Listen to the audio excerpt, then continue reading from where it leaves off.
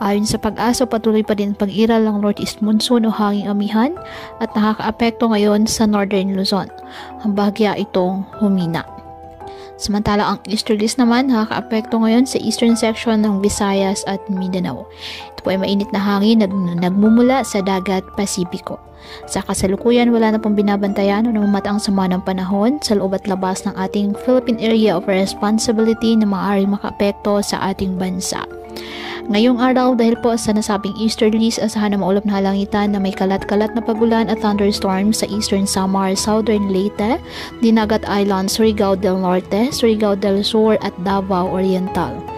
Ang Cagayan Valley at Aurora, asahan din po ang maulap na halangitan na may mahihinang pag-ulan dahil pa rin sa amihan. Ang Ilocos Region at ang Cordillera Administrative Region, bahagyang maulap hanggang sa maulap na halangitan with isolated light rains dahil sa northeast monsoon, at ang nalalabing bahagi ng ating bansa kasama na po ang Metro Manila, apektado ng easterlies at ng mga localized thunderstorms. Kaya patuloy pa rin po natin na pinag-iingat ang ating mga kababayan sa banta pa rin ng mga pagbaha o pagguho ng lupa, at ugaliin na magdala palagi ng payong o kahit anumang panangga sa ulan sa tuwing lalabas ng ating mga tahanan. At yan po muna ang update sa lagay ng panahon ngayong araw. Muli patuloy po tayo na mag-ingat at palaging tandaan, God loves you. Stay safe and God bless.